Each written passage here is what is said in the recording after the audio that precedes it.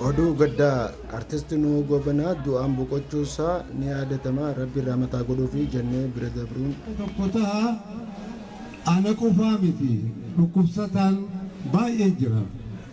Kana dhukkubsataa keessan manguddoo keessan hawwan keessan awwaallachuun kabajaadha.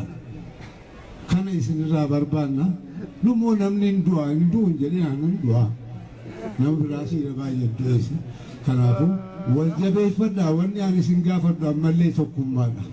Amma yeroo takkallee akka buutan barbaada.